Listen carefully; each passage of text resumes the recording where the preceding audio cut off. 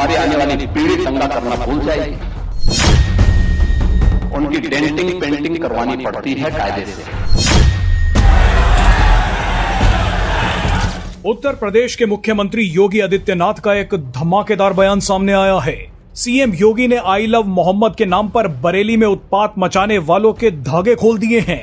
CM योगी ने कहा कि ये लोग भूल गए हैं कि यहाँ किसकी सरकार है, हमें डेंटिंग पेंटिंग करनी आती है। सीएम योगी का ये तगड़ा बयान आपको आगे सुनवाएंगे, लेकिन पहले देखिए कि बवाल क्या हुआ है। दरअसल भारत में आई लव मोहम्मद के नाम पर बवाल मचाने की एक नई साजिश शुरू हुई है। मजे की बात देखिए कि किसी ने देश में ये नहीं कहा था कि आई हेट मोहम्मद, लेकिन इसके बावजूद आई लव मोहम्मद के पोस्टर लगाए जा रहे हैं, जगह जगह पर रैलियां निकाली जा रही हैं।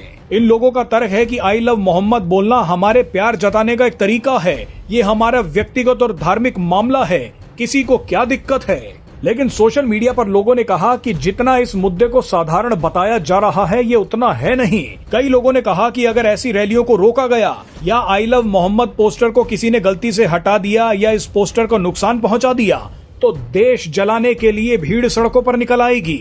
और मजे की बात देखिए कि सोशल मीडिया का ये दावा सच साबित भी हो गया। मौलाना तौकीर रजा खान ने आई लव मोहम्मद अभियान के समर्थन में एक प्रदर्शन करने का ऐलान किया, लेकिन प्रशासन ने इसकी इजाजत नहीं दी। मगर जब लोगों को इसकी जानकारी मिली तो वो एक मस्जिद के पास इकट्ठा हो गए और उत्पात मचाने लगे। जुम्मे की नमाज के बाद बरेली की अल हजरत दरगाह के आसपास मुस्लिम समुदाय के लोगों ने आई लव मोहम्मद के पोस्टर लेकर सड़कों पर नारेबाजी शुरू कर दी। देखते ही देखते ये विरोध प्रदर्शन हिंसा में बदल गया। प्रदर्शनकारियों ने पुलिस पर पत्थरबाजी कर दी, जिसके बाद पुलिस ने भी लाठी चार्ज किया। ये वही चीज है जिसका डर सबको था। बहरहाल इस घटना के बाद सीएम योगी ने जो कहा है वो आज पूरे देश को सुनना चाहिए। बुरी आदतें जाती नहीं लोगों की, तो उसके लिए उनकी डेंटिंग पेंटिंग करवानी पड़ती है कायदे से, जिससे उनकी बुरी आदतों को हम ठीक कर सकें। और यही डेंटिंग पेंटिंग आपने देखा होगा कल बरेली के अंदर वो मौलाना भूल गया कि शासन किसका है। वो ये मानता था धमकी देंगे और हम जबरदस्ती जाम कर देंगे। हमने कहा जाम नहीं होगा, कर्फ्यू भी नहीं लगेगा, लेकिन कर्फ्यू का सबक तुम्हें ऐसा सिखा देंगे कि तुम्हारी आने वाली पीढ़ी दंगा करना भूल जाएगी।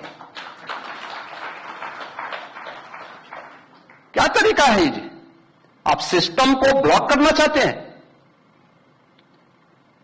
और यह प्रवृत्ति थी यूपी के अंदर, 17 के पहले यही होता था। और हम इसी बात को कह सकते हैं कि 17 के बाद हमने कर्फ्यू भी नहीं लगने दिया, लेकिन ऐसे बैरियर को चुन चुन करके वे जिस प्रकार की भाषा को समझते थे उस प्रकार की भाषा से उनको समझा करके उसको उसकी सजा दिलाने का काम भी किया है। और उत्तर प्रदेश की ग्रोथ स्टोरी यहीं से शुरू होती है। अगर आजादी के समय, मैं उससे पहले नहीं जाता, लेकिन 1947 में भारत आजाद हुआ, अगर उस समय भारत की इकोनॉमी में भारत का उत्तर प्रदेश का कंट्रीब्यूशन 14% था,